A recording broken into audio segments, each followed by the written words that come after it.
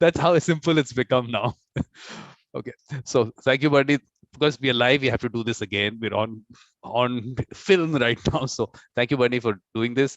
And it's not going to be only one episode. We're going to take it slowly, like we discussed. No hurry. So that's what it's going to be. So thank you very much for being here. Well, thank you for inviting me. I'm glad to be here. Okay, so we have to start at some point, but like we discussed, let's start with the picture that we had discussed. So let me just put that up and let's just start from there. Life starts kind of from here, not for you maybe, but in a way, somewhere here. Okay, well, so maybe I should just say this by background. My whole family is from Germany, from way back. I was the first person in my immediate family born in North America. I was born in the United States. My parents were Holocaust survivors, and I was born in the very front wave of what we call the baby boom, right shortly after World War II ended. So that picture you had up is a bit of an interesting story behind it, but briefly, it is a picture of my great grandfather, Jacob Weil, who I never met, who died in the early part of the 20th century, who was the father of my paternal grandmother, who was the only grandparent I knew, and who was wonderful. But I don't quite know how this ended up happening, but that was a painting made by a student of Cézanne's, and a French impressionist, and it hung in the museum in Mannheim. Somehow or other, it ended up back with my family, and it was one of the very few things that they got out of Germany, and it hung in my aunt's apartment.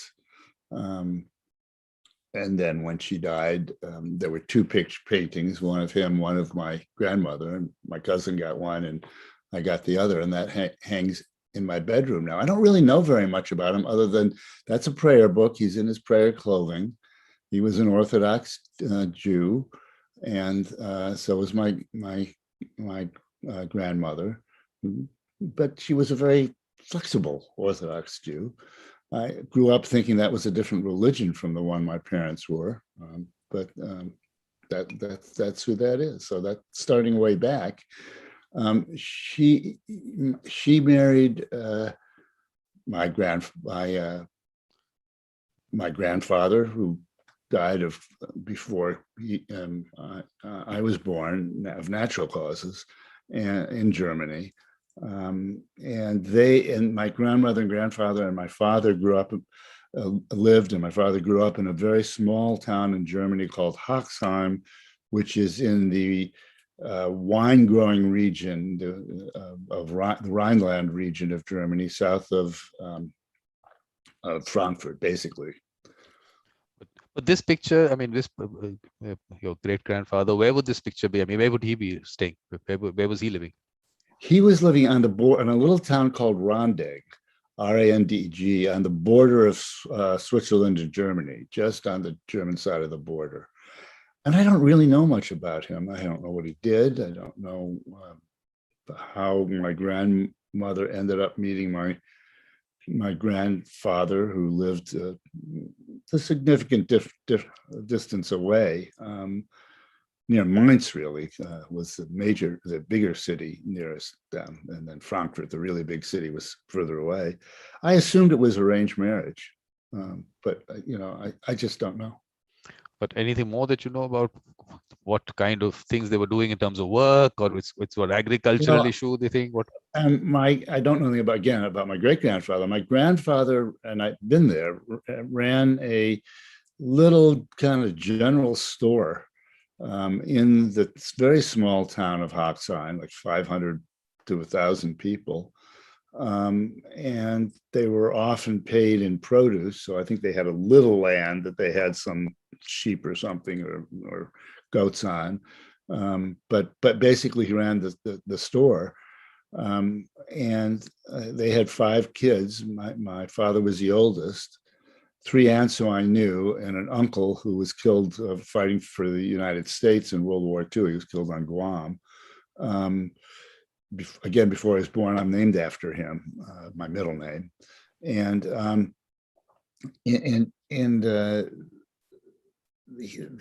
my father really kind of, he hated that. He did not like that town. He was a fairly good student, but somehow or other he got a scholarship. But aren't we are going way ahead. I mean, we have to talk about your grandfather and your. That's on my other side. Okay, sure. Yeah.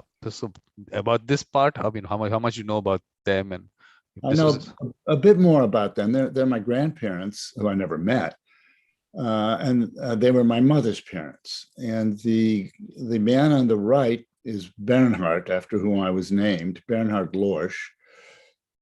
He was a factory manager. I don't really know what kind of factory he managed, but he was a factory manager.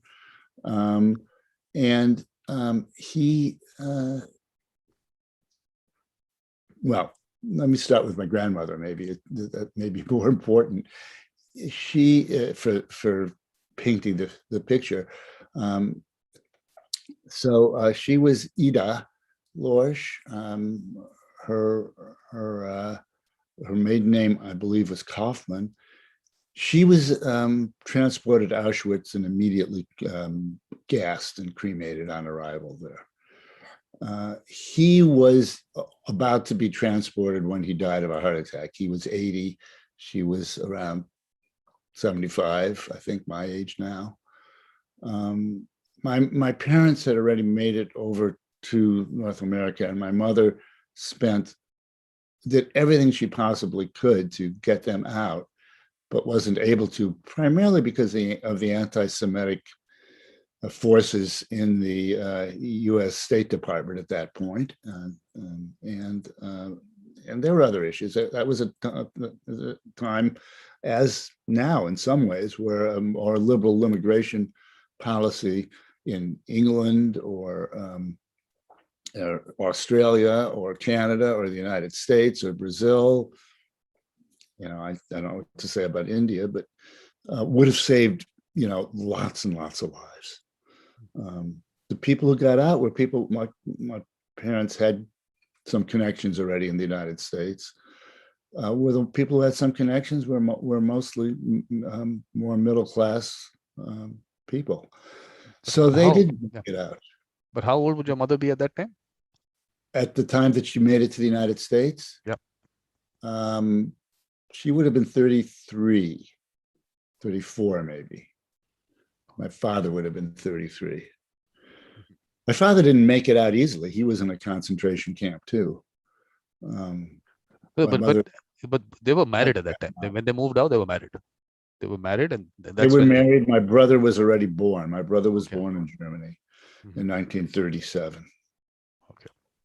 So that was something. But this is something that is discussed. I mean, your parents talk about it, but they spoke about it to you? My parents are both long dead. But that's a very interesting question, because my father did talk about it and he wrote about it. He wrote some stories, a couple that were published about his experience in concentration camps.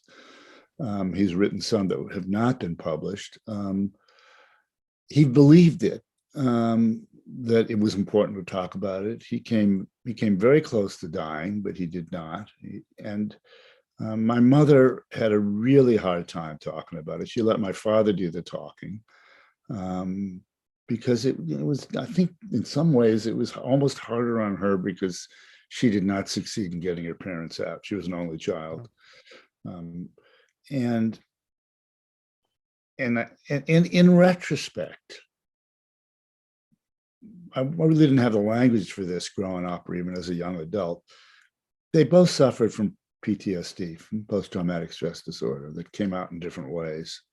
My mother was extremely anxious. She was a really warm, loving person, but she was extremely anxious. And it was very hard for her when her kids, like me, did stuff that was a little, scared her. that we did things that she worried in some ways would endanger us. And my father, who was mostly a very good father, but he had a terrible temper and he would lose it sometimes, and it was scary. Because actually, we can't even, yeah, I can't even think what they went through. I mean, the fact is that because there's so many stories and it becomes something in history and you talk about it, these are individuals affected. What they saw, how much, I mean, they're still young. I mean, at 30, whatever, it's not so old. And to understand what's happening around you, I'm sure it's very difficult. Must be very difficult for them. I mean, suddenly living in a place and you see all this happening to people around you. And I'm sure I don't think we can understand that, but that's why I'm asking you. But how did they talk about it? What kind of things? Did they lose faith in humanity? What really happens at that point? No, I wouldn't say they lost faith in humanity. They dedicate. I mean, their response in a way was to let me take them a little bit separately. My father's response was he survived. He was very guilty for surviving in some ways. He went through psychoanalysis and all sorts of therapy himself to deal with it. He was committed to that his life needed to mean something and to make a difference. And there were a couple different ways in which he did that. But he became a social worker. I don't know how much to get in the weeds here. He got a PhD in Germany on the last day Jews could get it, right before Hitler came to power, in German literature and educational philosophy or something on that order. But he couldn't get a job with it because he was a Jew. And so he ended up working for the Jewish Welfare Federation in Frankfurt, Germany, working with kids who had been displaced by the Nazis from work, older teenagers, in a sort of a sheltered workshop. And then he started working with kids who might have had problems anyhow. Because he worked for the Jewish Welfare Federation, he was considered a leader. So on Kristallnacht, which is a 1938 anniversary of which is 2 days ago, November 9th and 10th, he was arrested, as were all the kids in his and staff of his group. And that was in the first wave. He survived, but most of those kids did not. When he got out, got to the U.S., he went to social work school and became a social worker, and then worked in a residential treatment center. I'm getting it. You're a little fast. A little bit here. You want to? Okay. And he became a social worker, and he then became the clinical director, resident director of a residential treatment center for children and adolescents in Cleveland, Ohio, which is where I was born. And our house was on the grounds of it. And that's how I grew up, living in the director's house on the grounds of a residential treatment center called Belfair. It still exists. And so he really took it forward that way. Going back to your question, though, the other thing was he was committed to social change. My father was a leftist. Mm-hmm.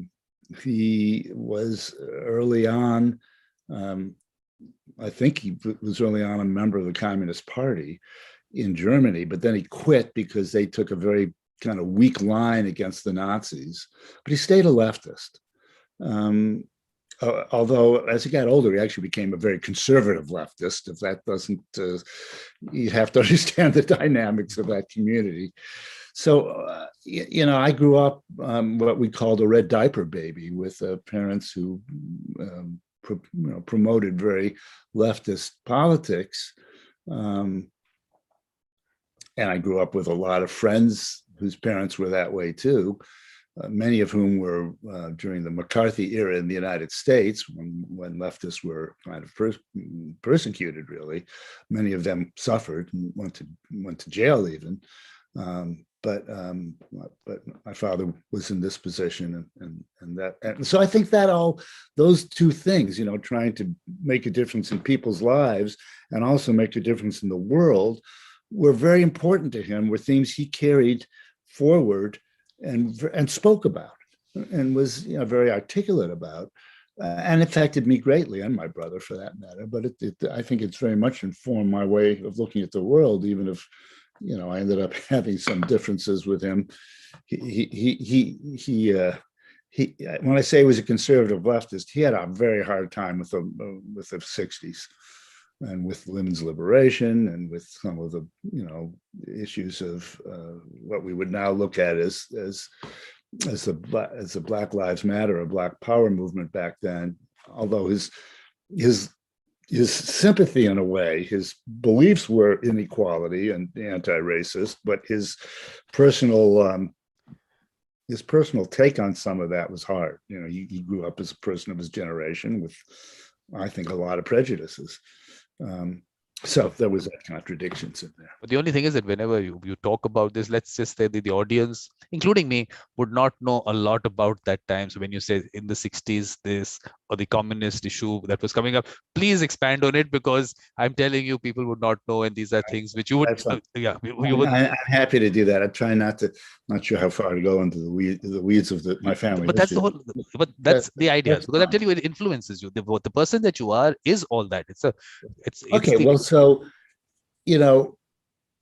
let's go back to Europe and to some extent the United States in the 20s and 30s, 1920s and 1930s. If you were somebody who wanted to see progressive social change, deal with poverty, deal with colonialism, deal with, you were likely to be very attracted to socialism or communism, which didn't have the same meaning as it does now. And because it was pre-Stalin, it was before the Russia and China became the oppressive autocracies they became.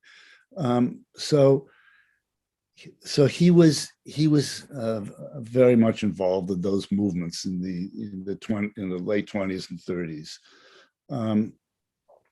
and even after Hitler came to power, he participated in some underground resistance to him that was largely organized, I think, through leftist circles in Germany. It was totally ineffective, but it's pretty still amazing that he tried to do it, because it was so dangerous. And had he ever been discovered, he would have been, executed immediately. Then he came to the United States, in the post-World War II era. There was also a strong leftist movement, both socialist and communist. But by this time, Stalin in Russia had been in power for quite a while and had engaged in some very,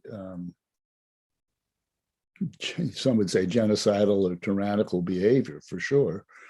And that created a lot of tension within the left, and a lot of people left the movement. Others, like an aunt of mine, stayed very loyal to it and really in denial about what was happening there, I think.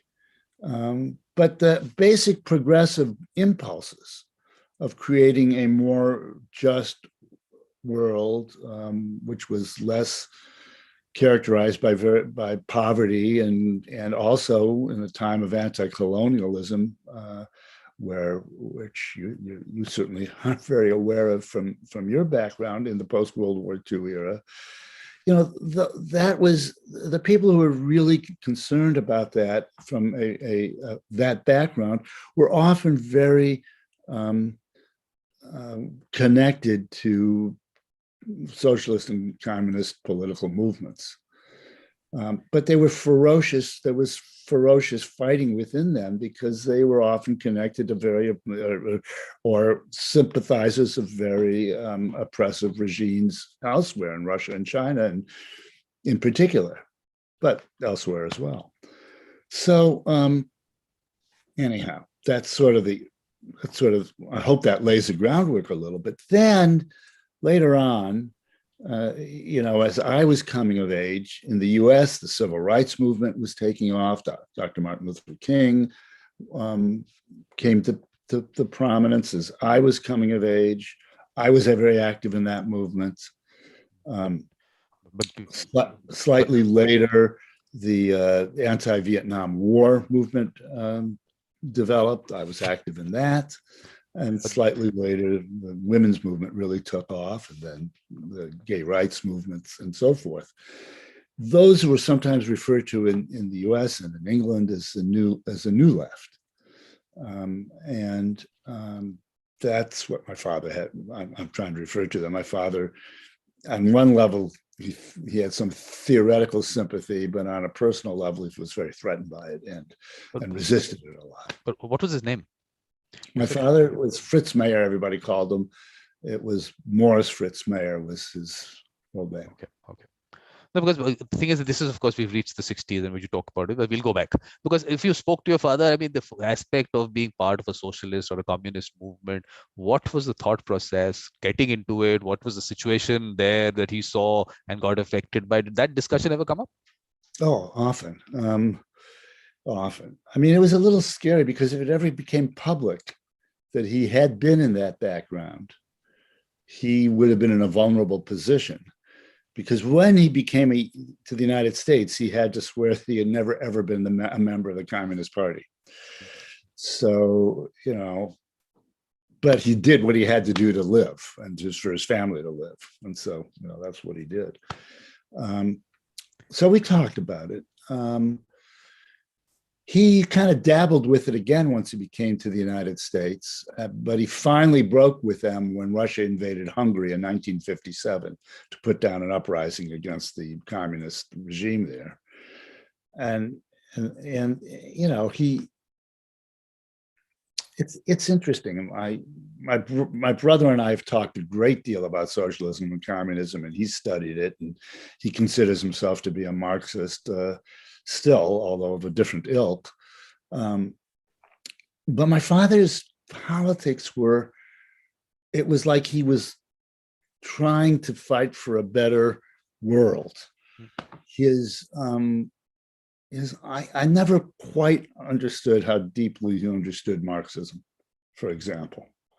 Okay. He might have, but that's not what he would talk about. He would talk about, wanting to fight for working people's rights. And against colonial oppression.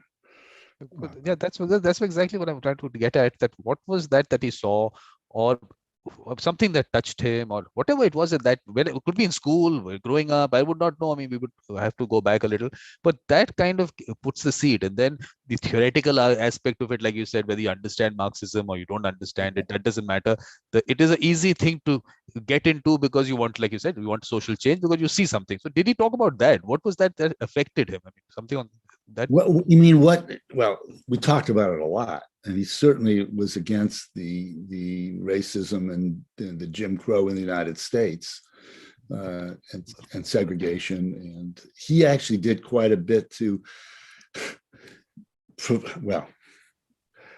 he managed to integrate through a back door the school system that I grew up. The first African-American teachers in the school system, he hired to teach at this residential treatment center. And from there, which was technically part of the school district. And from there, they went into the school district. So he was very motivated by that. What I think he was very close, so let me take a few steps back. He, as a child, came from a very poor family. And he got into a school for an Orthodox Jewish school at quite a young age, like 8 or 9, or even younger, 7 maybe, in Frankfurt, which was around a 2-hour train ride away from where his family was. And that's how he got an education. And he would go in on a Monday and stay with a cousin and aunt who lived in Frankfurt and come home on a Friday. At that age, um, at that age. at that age. And he did that, until he was an adolescent, raised as a very Orthodox Jew, very observant, very Orthodox, and then he broke with it.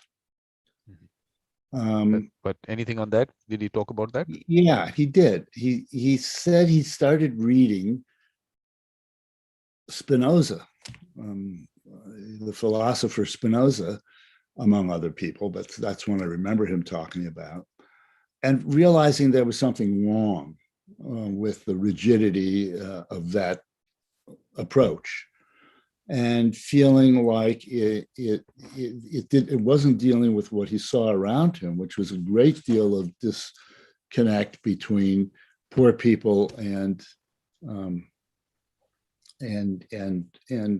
more wealthy people, but also what happened in Germany was that and this ultimately was part of what led to the rise of Nazism, was that the Junker class, they called it, but the sort of richer people and somewhat former German aristocrats too, actually fomented a terrible inflation in Germany in the late 20s, early 30s. That was part of what led to their depression, their economic crisis of the 30s. That meant people like his family and my mother's family too lost all their life savings because of this. And so I think that was a motivation too. He saw it around him. I mean, that's the thing. These are things that affect you in a major way, which again, like I said, we would not be able to understand what he was going through at that point of time. He would have told you about it, but at that point, a young boy suddenly sees all this. So though that impact of things can change a thought process so fast. I don't know. So, but that's important. Why it's important is because definitely all those things have been told to you and you have not seen it, but you might have imagined it, and you would maybe whatever way sympathize with the situation, and that makes you what you are, I guess, as a person. So it was very much part of it. And my parents would argue with their friends. They had these friends who would come over, and they had what seemed to me ferocious political arguments about stuff I didn't understand, but they still were friends. and some of it was about communism and my father leaving it and others not staying within that realm. Some of it was about whether you should support the Democratic Party in the United States or not. What else can I remember? I just remember them having, as a young kid, these very big arguments, and yet they were friendly arguments, but they didn't always seem so friendly. But we have to go back now, but back to that time, that losing all the family wealth, and that from there onwards, what was going on in his mind? What did he? Well, that's when he became very involved with the left-wing movement. And he was still a student. That was the thing. He was a student at that time, in the University of Frankfurt, and then for I think a year or something like that in the Sorbonne in Paris too. So there was a lot of student movements going on, student uprisings, student organization that he was part of. And he lived. I know he was very, very poor in those years. He really lived hand to mouth. When he broke with Orthodox Judaism, and he had a very funny relationship with religion, which we can get into it in a bit. But when he broke with that, he kind of lost. He and his father broke with each other. They had a falling out with each other because he denounced his father, who was very Orthodox. And they had a tense relationship, I think, for the rest of his father's life.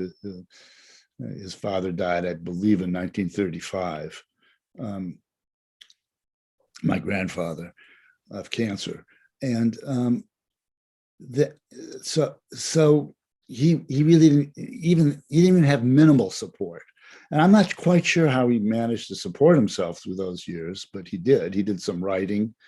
I think, for maybe he got some money that way. But he was a poet. He wrote a book of poetry that he destroyed because it was very anti-Nazi. He destroyed while it was about to be published because when the Nazis came to power, it would have been a real problem. So. Because, but I mean, during this, I mean, okay, do you want to go about your mother at the same time in the same period? Sure. We can do at the parallel, or you want to do that separately? Your wish. Either way, you want me to decide? No, somebody talk about my mother. Then my mother was born and raised in Frankfurt, from a slightly wealthier family. As I say, her father was a factory manager, and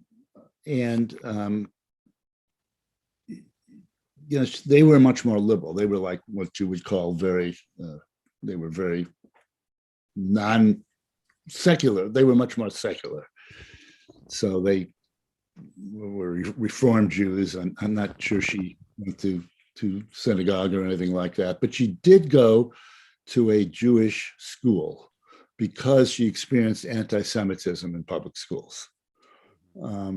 And that school was, she loved that school. I'm forgetting I visited where it was once. It's a museum in Frankfurt now, but I'm forgetting the name of it at the moment. Philanthropine, I think it was called, like philanthropine, something like that. And she was an only child, had a difficult relationship with her own mother, which I think it was just like, I don't know of any particular reason for it other than they were very different, and she was very close to her father. But she loved the outdoors. She was athletic. She was a gymnast. She loved hiking in the mountains. She was part of a youth group that would go on weekends to what's called the Schwarzwald, the Black Forest in Germany, and do hiking trips as a teenager. And then when she went to school, she got a degree in a version of social work then that was somewhere halfway nursing and halfway social work. I never quite understood it. And she worked at the Jewish Welfare Federation, which is where she and my father met. And my mother was extremely kind-hearted, good values, but as I said, a very somewhat tense person. She,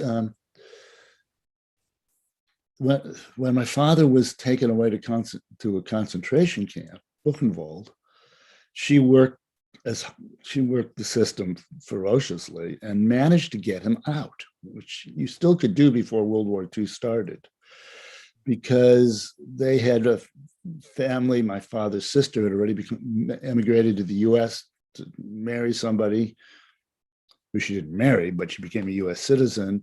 And there were some other relatives here, and she could arrange for them to sign affidavits of support, which would allow them to get on a waiting list to get a US visa. And then there were cousins in England they had who would also agree to support them. And if you were on the waiting list to get a visa to the US, and you had support in England, you could get a temporary visa to England. And my mother was organizing all of that. And then they all went over to England when my father got out. Shortly after that, my mother and brother got out, and they were there during the initial stages of World War II. It's called the Battle of Britain, and they were then they came over to New York in early 1940s, and my father then went on back to social work school. My mother worked as a nanny, a housekeeper, and a baby, and a childcare provider, daycare provider in the home of a wealthier family. It meant she had to leave her own kid to go someplace else to take care of someone else's kids while my relatives took care of my brother. And then my parents at that point, after my father got his social work degree in New York, became house parents at a residential treatment center in upstate New York State, where they were for a couple of years. And there's a lot of stories from that. Yeah, no, yeah, we'll get, but we'll have to now go back. You said your mother experienced anti-Semitism. What did she experience, and did she Well, talk about? I think she was, again, she didn't talk about it as much, but there were teachers who treated her very badly. Some of the other students, bullied her, I think. But what? I mean, what would that be about? Or I mean, what would they get? What would they? I cannot tell you much more specifics than that, other than what she used to say when the joke about it when Hitler came to power. She used to say, "Why can't we have a good old-fashioned kind of anti-Semitism?" Meaning, I think that it was unpleasant, but it wasn't horrendous. I'm just trying to understand. Existential. It was like, lots of microaggressions, we would say now, but I don't recall. It makes me feel a little bad that I don't recall it, but I don't recall very specific stories about it. I do. My father talked about being attacked while he was riding his bicycle and beaten up. My mother never had anything quite like that, other than feeling like, I think, excluded and not able to be friends and part of the group of the peer group. That I do remember her describing. And so she joined this other group, and when she went to this other school, she felt much more accepted by both teachers and students. I'm just thinking. It affected her feeling like it was a little hard to tell what that longer term background effect was her, because the effect of the Nazism and the Holocaust was so dramatic on her. That was what I was much more aware of and talked much more about. Well, I'm just thinking that when you're growing up and at that age, why do children actually behave in that manner with other children? Who puts that in their mind? How is society structured at that point? I just want to understand that, because thing is, with me, I haven't experienced any of those things. There is no concept of discrimination or anything. So I'm just wanting to understand what do people put in children's minds? What do they do? What are they talking about? What are they telling them about these other children to create that difference? So that would be interesting. It's not just parents who put it in their minds. It's the messages in society that do it. It's the images they see in the media. It's what their friends say. But the parents do too. And I think one of the basic messages is that we're different from those people. We're better than those people. And they think they're better than us. And they're trying to hurt us. They're a danger to us in some way. And we need to blame our problems on them. But I think part of why that happens, and this is much more my current observations, because I wasn't there, but it's certainly true in the United States, that there has been a long-term use of racism to keep people who are working class people, who are poorer people, not focused on the system that creates such inequality, but focused on each other. And so, whites are always told the problem isn't that, the people who own the big corporations are getting so rich and you're marginalized and the distribution of resources in society is so unequal. The problem is all these immigrants. They're the problem. Or the problem is the Black people in the United States or Canada or England. The problem is people of color. And they're the ones who are threatening you and taking away your jobs. I think there's variations of that get transmitted within each family.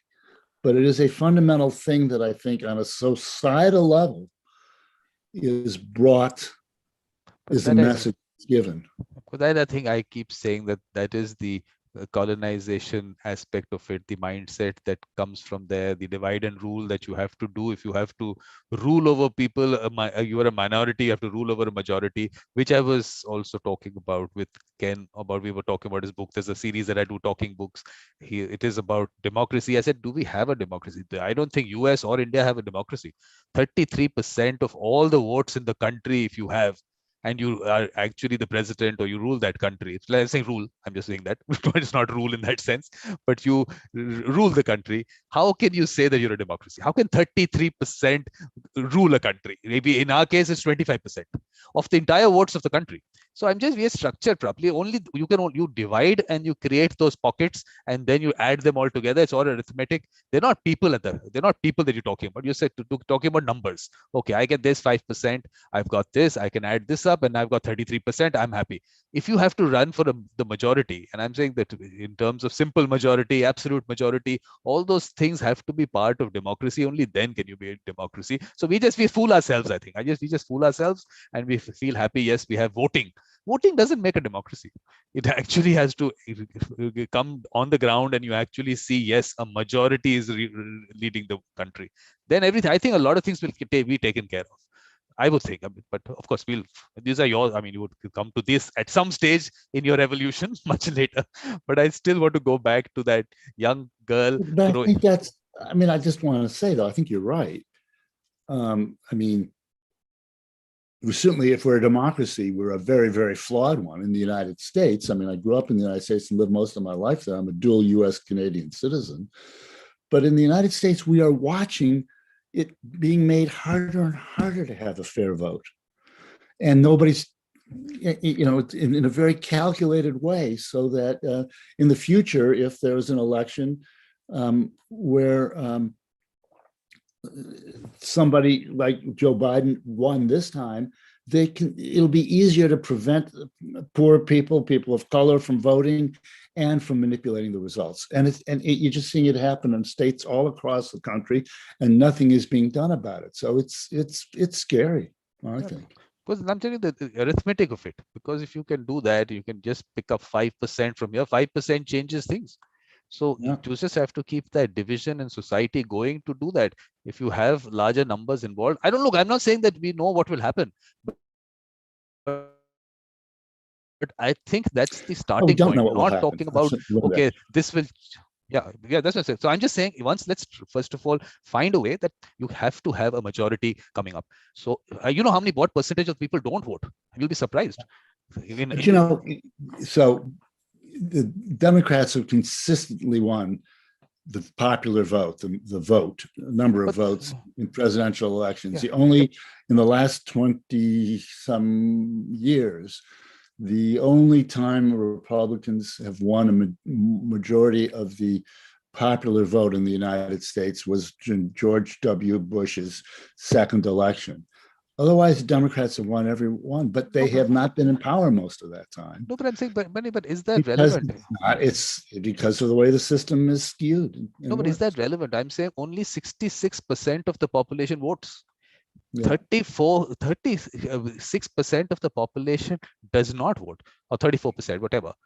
You've got 33% rules. The US is often much worse than that. No, this is US. These are US figures. But sometimes it's more like 54, 55%. No, I'm talking about this election. Remember the last one. Yeah. In this election, I'm saying that if 66%, 34% did not vote, and Joe Biden gets 33.75% of the votes. That means more people did not vote than the percentage that you got. I'm saying we have to, that part of it separately, I think we have to discuss this aspect, that how do you change this aspect? Can you really say that, yes, you are a democracy, and how do we, I'm saying figures in India are even worse to a certain extent. We had only 57% who voted. So, and the party that, of course, the largest party got about 25% of the entire votes of the country, these are sad things to discuss, because everything according to me revolves around it. Everything revolves around it. I always think in Australia, you have to vote. You get fined if you don't vote. Exactly. That's what I'm saying. That's exactly what we have to start working towards. Because once that happens, and that chunk of those 34% have to come in, then definitely your old policies and how, because you can't keep dividing all these people. You can divide some of them, but you can't divide all of them. So I think that can be some way, but I think we'll have to take it up in another, if we have some book that you have, let's do a talking books of some of your book and we'll do it there. Well, I can tell you at some point before we're done about the book I just finished. It's coming out in January. Yeah. It talks about social change. So we have to do that one. That we'll do in talking books, and then we should be talking about this, because the evolution of a mediator and that book has to come through this path that we are going right now. So I'm still going back to your mother's. Look, just tell me, in terms of Orthodox Jews and what are they, liberal Jews? What how do they, how do you differentiate between who and Well, all right. So traditionally there have been three, but there are now more, but three fundamental strands in Judaism. Orthodox, but there's a lot of different flavors of Orthodox, what are called conservative Jews and what are called Reformed Jews.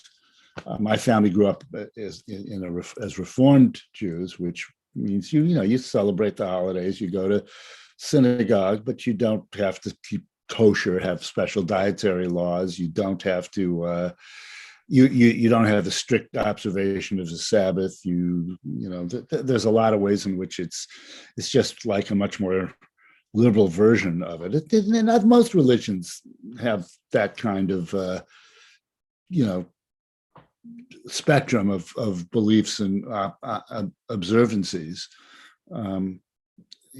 Certainly Christianity does, and so does Islam. And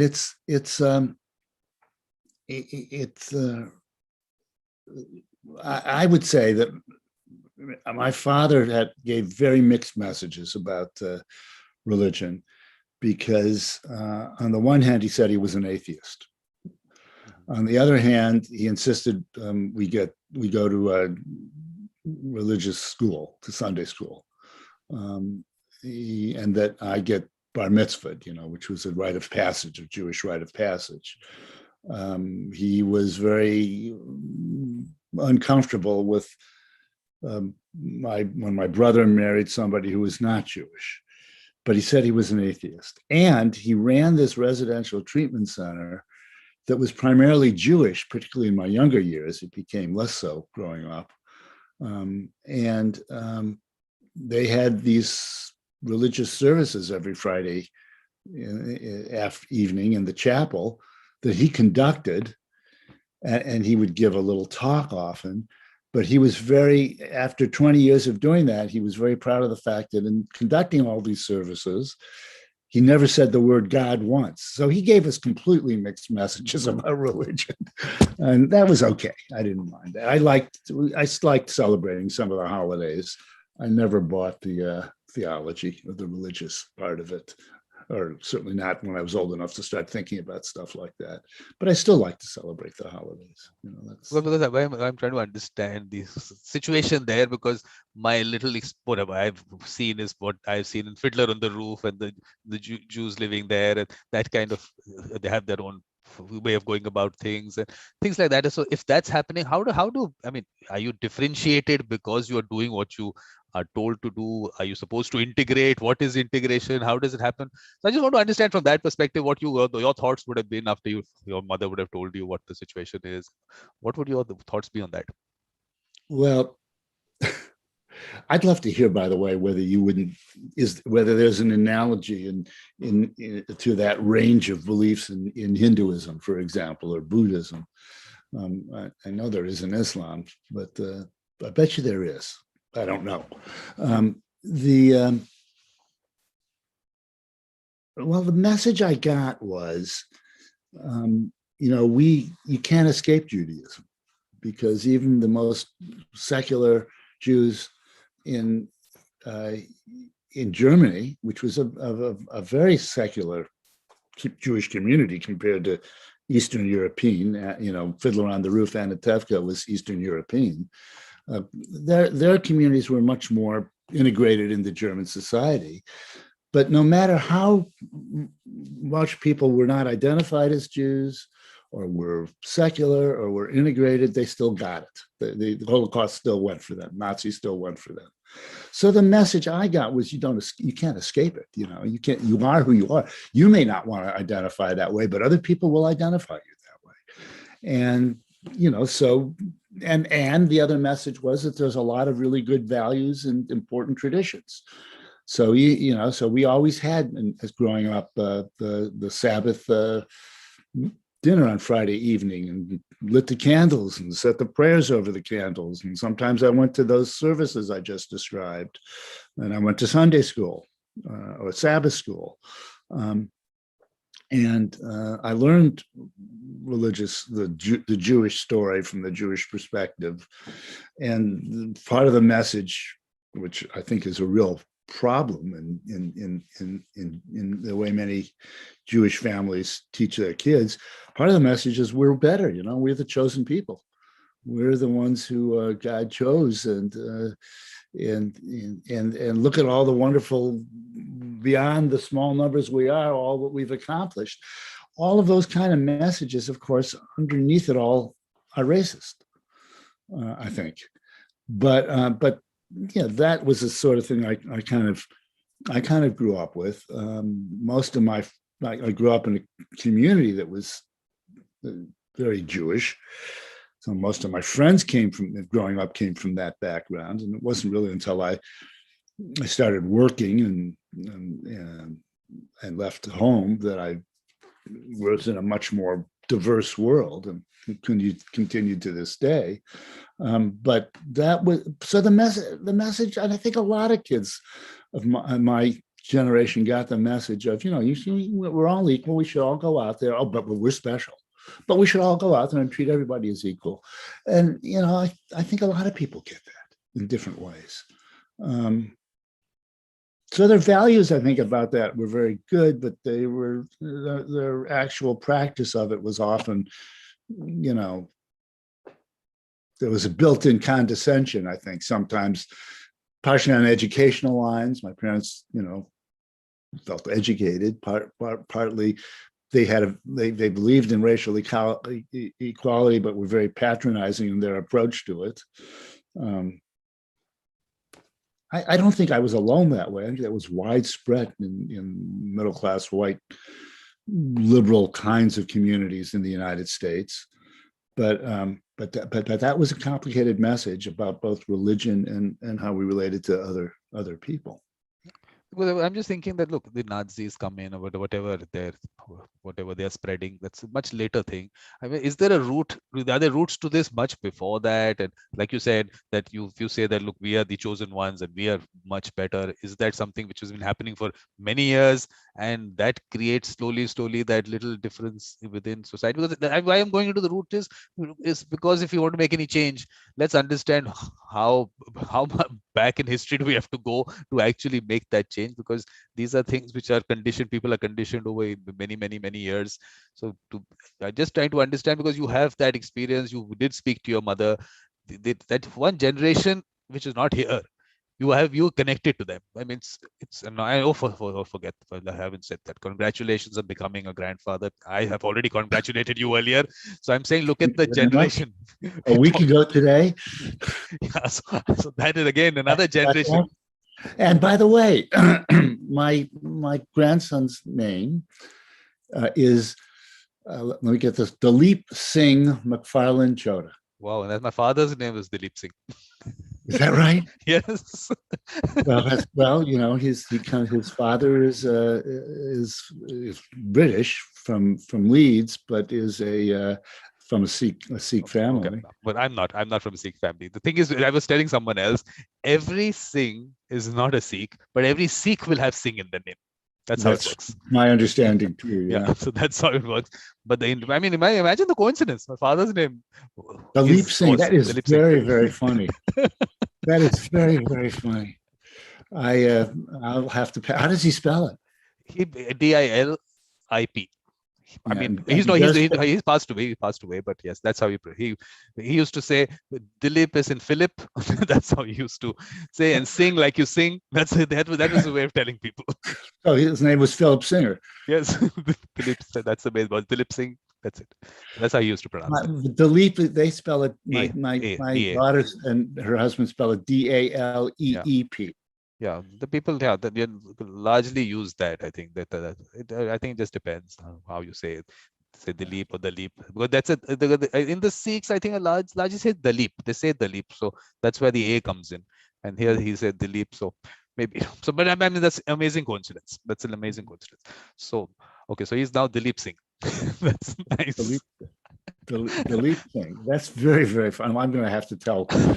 And that's a name I'm not going to forget. That his name I'm not going to forget. Man, I won't forget your father's name either. Exactly. Okay, so that's another generation that's been added. So now look at this. You're out here. You've got what your parents told you.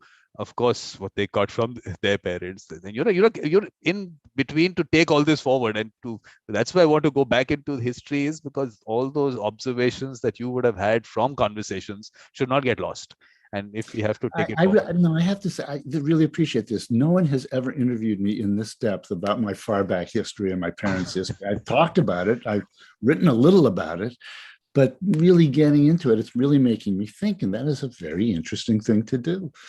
This is what I actually want to enjoy doing, because there is so much there. There's so much there which we don't even get into. Everyone wants to know Bernie Mayer, the person now, what is he doing? Let's talk about mediation and all that. There's so much out there.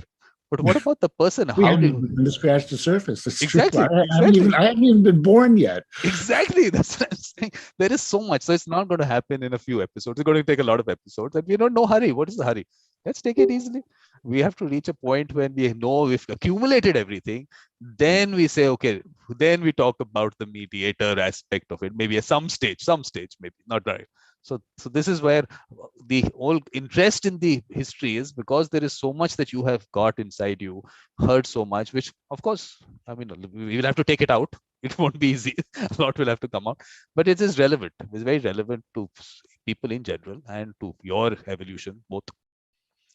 So you asked me something before about my family, and I forget what it was. So you may, if you want to go back to that, that's fine. I just don't remember what your question is.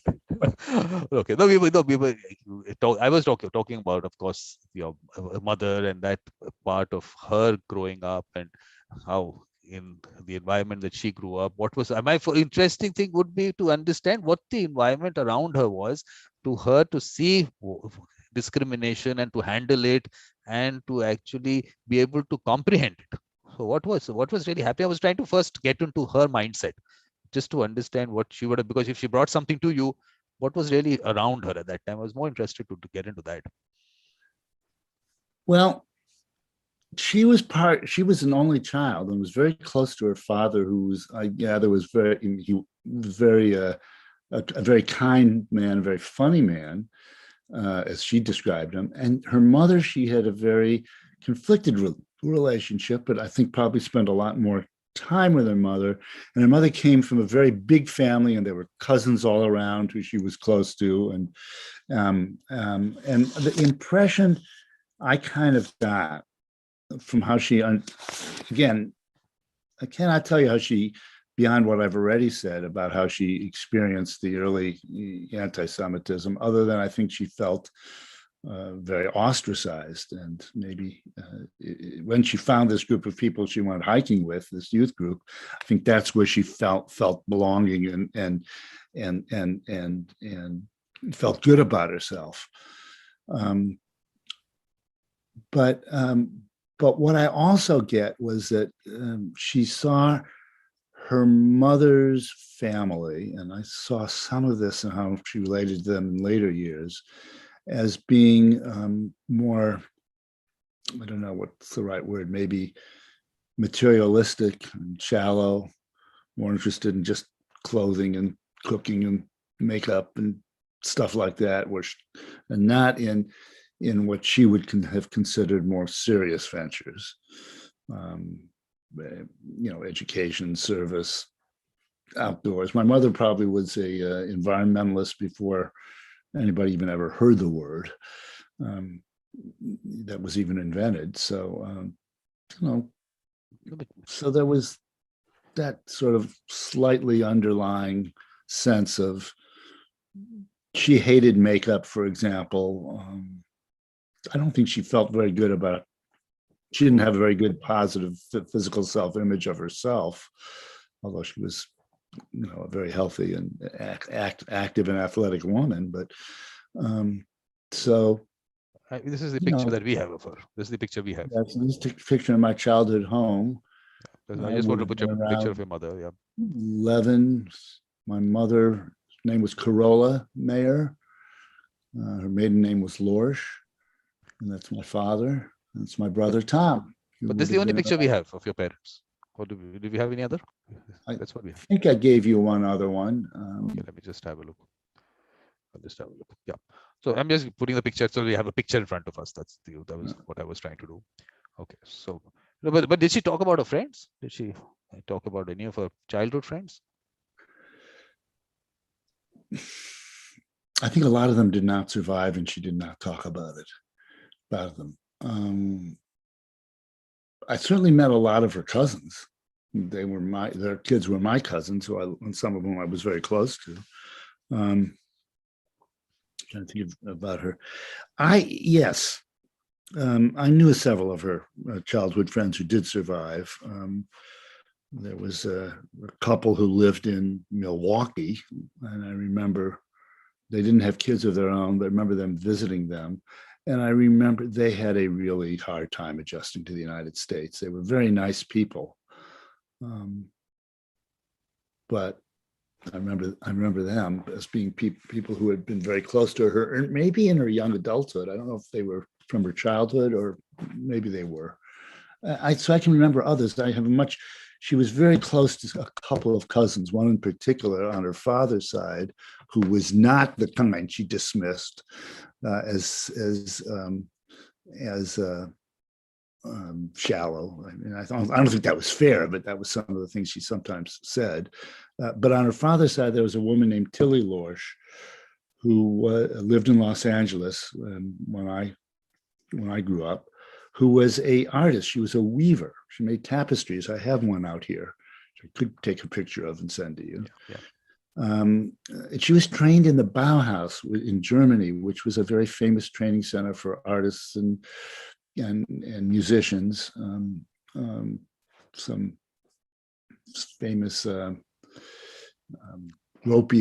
Walter Gropius, and I'm trying to remember a number of fairly famous architects and artists were trained there, and she was fairly well recognized in a fairly small circle of people who made tapestries in that era. Her stuff was on display in galleries. I think an exhibition of her work was once sponsored on a tour by the United Nations, and my mother cared about her deeply. And I liked her and her husband very much too. But they lived in Los Angeles. We lived across the country in Ohio, and didn't see them that often. And they died when I was a teenager, I think. Because I was also look, we do talk about all the negative aspects of growing up, but the positive aspects of growing up. What kind of, I mean, what were they doing? What were these kids doing? What were they? I mean, it'd be a totally different way of growing up. My mother. I think I've told you how much she loved the outdoors. She liked sports. She was, I think, a good student. She did develop a circle of friends who was very important. She was very close to her father. My father, too, he broke from his school and community and friendships around the age of 15 or 16 and developed a whole new set. He was a lover of music, of classical music, of opera, of art, of literature, of poetry. He was a great admirer of Thomas Mann, the novelist, who he had a letter. He wrote to him once, and he got a postcard back from Thomas Mann, who was a Nobel Prize winning, German novelist. Anyhow, I'd have to go into Thomas Mann, but that was a prized possession of his. And I think his political activities gave him great meaning in his life too. He was somebody who lived in his head. He was not somebody who enjoyed sports or he loved the mountains, but he liked to go up there and sit and read on a deck, looking at, as opposed to doing stuff in them. Whereas my mother was always trying to drag him on hikes and stuff like that. Yeah, but I'm just thinking that, okay, you're growing up, and what is it that you're dreaming of doing at that? You're sitting, it's some whatever that place is. I don't know, whatever the size of that place is that you're living in. What is, because look, today we talk about a lot of information that we have. You're on the internet and all. We're talking about people who don't have too much, don't know what's happening in the world. Maybe I don't know how much information was flowing at that point of time, what people had access to. So did they talk about that aspect of how much they had access to? First of all, we take it for granted today. We just say, oh, so it's not. I mean, they didn't have all that. So what was it that they were growing up and thinking about life and the world and everything? Well, so they certainly paid attention to the world as best they could from where they were. I mean, it wasn't, there was radio, I think, was their big source of information besides reading and newspapers and books and clubs and discussion groups and debate groups and coffee houses and that sort of life of those years. I often have this fantasy of wanting to show my father, who died in 1977, how you can. I have this fantasy, say, all right, yeah, I want to show you something here. Ask me anything you want, any fact you want. Ask me, what is a population of Nepal? And then I'm going to ask, what is a population of Nepal? And I'm going to get a response from this. And according to that little question here, the population of Nepal is 29,877,615. My fantasy is, could he even comprehend that? That's If I tried to exactly, explain that to him, the way we understand the world, the way we have access to information now, it's totally, and I think the opposite is true too. We have no idea what it was really like in that generation exactly. to understand the world around them. And I think we may think we understand it a lot better because we have that. And I'm not sure we do. I think they just, they had different ways of doing it. It's an interesting question. I think we need to explore this. I mean, from whatever conversations you had, maybe with them, maybe we need to explore this one a little more, because I'm saying a lot will come from there, because we, of course, will look at it from this perspective that, okay, whatever we know today in terms of history is what they knew, what they were experiencing. Maybe not. Maybe they knew only a part of it. They don't know what was I think happening. they probably knew a part of it, but there's probably things they knew that we don't know. Yeah. And theirs was the actual experience that they were doing. What we are looking at history is these people going through what they were going through. So for them at that point of time, what they were going through, I just find that very interesting, because Yeah, I that's think something that we don't have. We don't have. We can get pictures. Yeah. Interesting. I agree. Yeah. So I think we need to, maybe next time, the next episode, maybe maybe so. Maybe you so. think of something more. But I But mean, I guess, since I know we're beginning to wind this one down here, I do want to say that I think one of the messages was that I grew up as a child of Holocaust survivors was that nothing I will experience in my life will be as horrendous as what they experienced. That was one message. And then I've heard this from a lot of other children of Holocaust survivors, that, one of the messages is you need to make a difference in the world because you were gifted with a pretty easy childhood, really, and an easy go of it. And another message, though, which is important too, and a little more in the background, is, they actually led a pretty good life. They made a life for themselves here. We didn't have a lot of money, but we lived like we had a lot of money because we had this house on the grounds of this residential treatment center, which had woods and baseball fields and a gym and, tennis court. It felt like a night, we had some, even though we didn't have much real money for real. They were both basically underpaid social workers. And they did pretty well. And they ended up in many ways pretty happy with what happened in their lives, but the effects of the early traumas were something that would still show themselves always. And I had to learn to be I think on the one hand, both respectful of all of that, but also find my way not to let their needs for stability and safety and security and non-disruption affect the choices I made as I led my life. That was, I think that's a lifelong struggle for all of us, maybe. Yeah. How to be respectful of our parents and honor them and learn from them and own who we are, and also find our own paths. And for that, I And think in the most important one of the books I wrote, the conflict paradox, I talk about 7 things that we, as conflict interveners, have to learn how to help people connect, as not see as opposite, but as connected as connected wholes. And one of them is autonomy and community, and part of that is learning to find our own path, but also respecting what we're part of. It is a constant part of the journey and the challenge of helping people through conflict, I think. Yeah. But I think the important thing to be able to appreciate what your parents thought or did, I think you have to look at it from their perspective as they're being children. I think what we forget is that you see them as parents and you start looking at it as their thought process as parents. But no, they were also children. So let's just look at them. And I'm trying to get into that environment and that structure.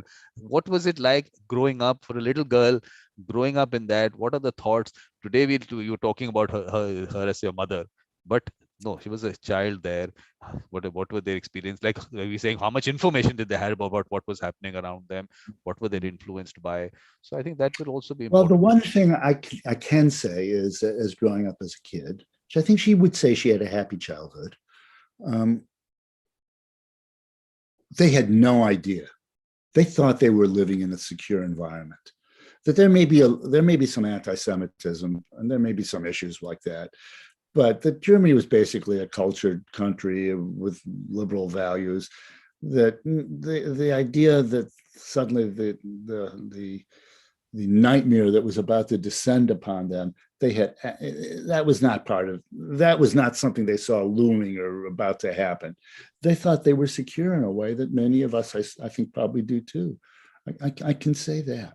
Yeah, exactly. I mean, the things that are happening around, maybe you don't look, maybe it's good you don't know certain things because there is a lot of negativity around. I mean, there is lots that flows. How much of that negativity that someone starts snowballs into something bigger, which whatever the media or the social media, whatever that does, we don't have to say that that's the general what the thought process of people is. It's just one thought just multiplies in that. So I'm saying we have to be careful on that. I mean, how there also we have social media, but I'm sure there were certain ways of people putting their whatever their best. I do think it's interesting. We live in a world in which in some ways our lives are very comfortable, but the world seems like on the edge of doom all the time, in a way that I don't think it did to my parents.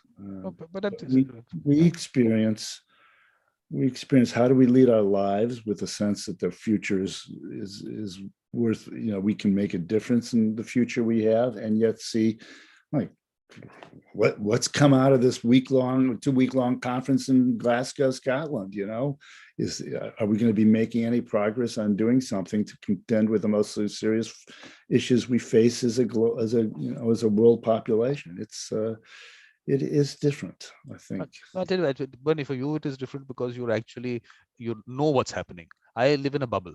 I decided I'm not going to cut myself off from the news. I said, why let any negativity come in? So I don't know what's happening. I don't even know what's happening in my own country, maybe in my city. But some important thing, my wife does go through what's happening. Maybe something important. She does tell me certain negativity issues. She comes up and I said, "Oh, don't talk to me about this. This happens." I won't tell you that. Yeah, exactly. So I just stay away from it. You're doomed. No. So I'm saying that slowly, it's been about more than an year, which I started doing that. And I'm saying it changes your mindset. You start looking at, all this that I talk to wonderful people like you. It changes your whole concept that there are good people out there. Why should we have someone else telling us something about the world, it's a huge world out there. Someone picks up one story and then goes out and puts it out, and that being representative of the world, I would not agree. agree with it. There is good things happening. There's one particular website that started in India. It's called the Better India.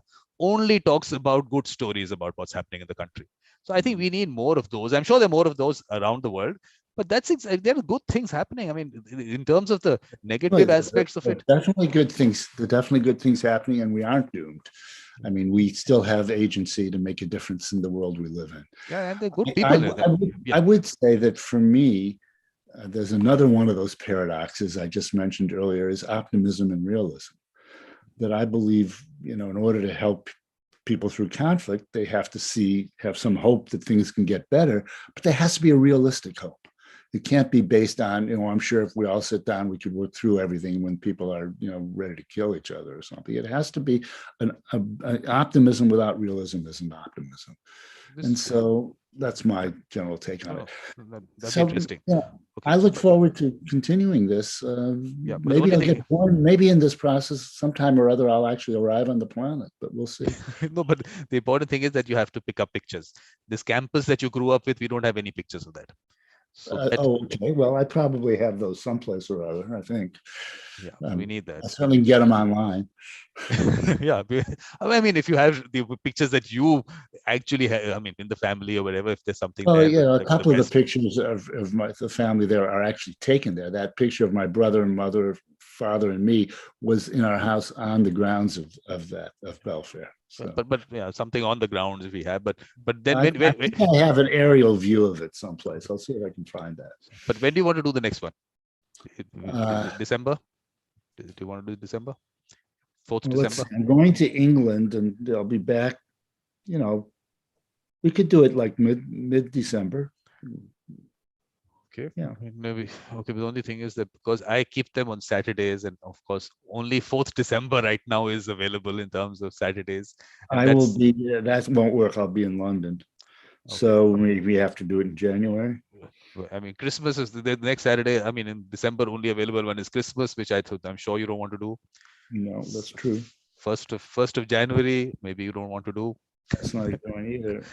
So we have 15th of January. The 15th of January. Okay. Yeah, 8th, there is 8th. There's someone because I do In Conversation with the Beautiful Mind and Evolution of a Mediator. I do I mean, not just alternate some. I mean, pick up whatever. So that I have that on 8th. So 15th of December. Okay. I believe that works. Let's say it at least tentatively, and. Here they're not tentative, Bernie. This once the schedule goes, that's it. Well, I have to check. I have to check if there's a family thing. I don't know. Not a problem. Not a problem at all. It's not an issue at all. No, because I actually would have wanted to do it earlier. What we can do, okay, can we do it on 11th of December? Because the 11th of December. Because what I have is I have In Conversation with Beautiful Mind for someone from the US. So because of the time difference, doing it in the morning India time. So we can do yours in the evening India time. All right. So you're talking about, let me just see here. The 11th of December. Yeah, that would work. Perfect. So keep it there. And the time is the same, what we've done today, because you're still in Pacific time, in Eastern time. So yeah. So we'll do this. Perfect. Good. Important to put this up, because why I'm doing it while it's live is because people are going to follow it. They know exactly when the next one is coming up. Okay. So that's done. That's good. So now we just need pictures, whatever we can, and we have to get you to jog your memory. However, you're going to do that. Okay. I will see what I can come up with. Perfect. Okay, so, Vikram. Thank you very much. Thank you very much. Thank you. It's wonderful talking to you. Wonderful talking to you. And I'm looking forward to